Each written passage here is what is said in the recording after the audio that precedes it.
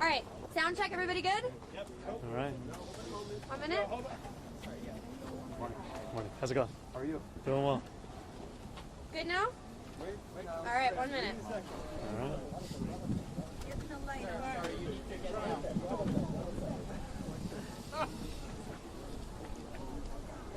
Don't touch me.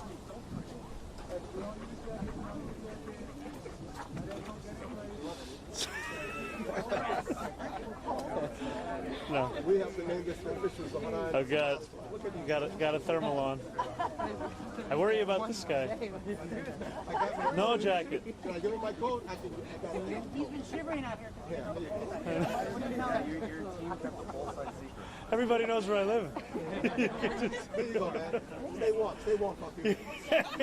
Courtesy of Zohran, the next man, and make sure you guys get on good press.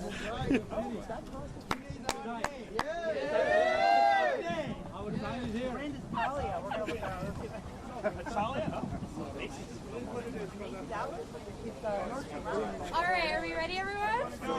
Let's go. Keep that boom mic down. You gotta bring that down. All right.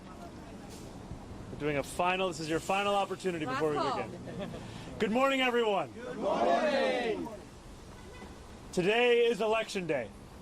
It is a day that we have been dreaming of for more than a year. And as much as things have changed over the course of this campaign, in many ways it is the same campaign we launched on October 23rd. A campaign that looks to transform the most expensive city in the United States of America into one that's affordable for each and every person that calls it home. And I'm so thankful to the more than 100,000 volunteers who have brought us to this point, where we are on the brink of making history in our city, on the brink of saying goodbye to a politics of the past, a politics that tells you what it can't do and really what it means to say is what it won't do, and to usher in a new era in this city where we understand that we do not get to choose the scale of the crisis we face. We simply get to choose the manner in which we respond. And it is time to finally respond with the urgency that New Yorkers deserve.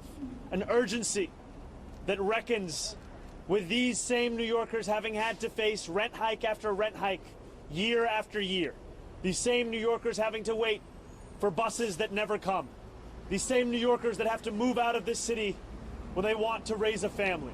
And these same New Yorkers who have grown tired of going on Street Easy to find apartments in Jersey City because that's the only place they could consider affording. It is time now for a new day in our politics. And it is an honor and a privilege to be a part of a movement that has fought every single day to bring that day forward. And today, we have until 9 p.m. to say that our time has come. Thank you very much. All right, we'll take some questions. How important is margin of victory tonight in terms of what you would say is your mandate to get these affordable housing, free buses, and all the other initiatives passed? I believe that victory is a mandate in and of itself. All right, yeah, go ahead, Zach. Mr. Mamdani, why did you choose to vote in person today instead of voting early? You know, I wanted to make sure that I took every opportunity to speak to New Yorkers across the 5 boroughs throughout the duration of early voting, and it was a joy to vote alongside my wife this morning. On number All right, we'll go here. On Chris, ballot go ahead. question number 4, Yes. there's been some concern that would empower the mayor too much when it comes to housing construction. Did that at all cross your mind before you decided to vote yes? And how would you use that power responsibly if you are elected? That is a power, like all mayoral power, that must be used to deliver for New Yorkers. And I am looking forward to working alongside the City Council in delivering the kind of investments that so often communities have been denied, and to finally ensure that we understand the strength of this city be measured by the neighborhoods furthest from City Hall, not by the ones just closest. Zohran, Sorry, we'll go right here, right here. Glenn. Concerned at all about any voter intimidation? There were some issues in New Jersey this morning, North Jersey, of bomb threats with voting locations, not here, but your level of concern that could play out here somehow. It's incredibly concerning. And I think that it is an illustration of the attacks we're seeing on our democracy. Sometimes they're blatant and explicit in the manner of these bomb threats. And we also have to know that here in New York City, I saw a young woman sharing a story of her mother who had voted for our campaign and was then harassed by another man at that poll site for doing so. And we have to understand this as part of the general approach the Trump administration has taken to trying to intimidate voters with baseless allegations of voter fraud as a means of trying to repress the voice of Americans across this country. And when we think about how best to fight Donald Trump, one way we can do so is by understanding Andrew Cuomo for what he is, the candidate endorsed by Donald Trump, Elon Musk, and Stephen Miller. All right, go ahead, Ed. Senatorman, this has been a local race, but the nation and the world is now watching. And for those who may be curious or concerned about a 34-year-old Democratic socialist running the largest city in the country, what would you say to those skeptics? Well, I get older every day. Look, I think more about New Yorkers than I do about anything beyond our 5 boroughs. And I look forward to fulfilling the hope that New Yorkers have put in me and to earning the trust of those who voted for another candidate or didn't vote at all. Because my responsibility will be to the entirety of the city. And it will be to deliver on the agenda that we have spoken of for more than a year, an agenda which will finally bring working class New Yorkers to the heart of our politics, a place that they have not had for quite some time. Yeah, Michael, go ahead. I want to ask you about the housing question. You waited until today to weigh in. At the same time, we know that more than 700,000 people cast their ballots in early voting, and many of those people presumably were looking to you to take a position on this.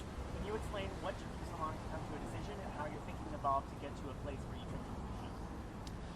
You know, I take very seriously the responsibility that I have to share my thoughts with New Yorkers, and I want to always ensure that I do so having had actually come to the conclusion. And I took the time to have conversations with stakeholders, policy experts, and wanted to make sure that I was deliberate in the decision that I made, and that's where I've landed. Zohran, Jeremy, All right, we're going to go right here. for you this week. Excuse me, sir. All right, right here. You think that this is bigger than New York, that your victory can turn the tide, change the conversation for the left in Europe and inside the Democratic Party in the United States? My ambitions are squarely within these 5 boroughs, my friend. Thank you. Jeremy, Yeah, we're going to go right here. Yeah. Reduce federal Assemblyman funding if you win. What are your thoughts on that? Sorry, could you say it one more time? President Trump says he plans to reduce federal funding if you win. What are your thoughts on that? You know, President Trump also encouraged every New Yorker to vote for Andrew Cuomo. There are many things that he will say and that he will do that will not actually bear out in the results within our own city. I will treat his threats as they deserve to be treated, which are the words of a president and not necessarily the law of the land. And too often we treat anything that he says by virtue of who's saying it as if it is.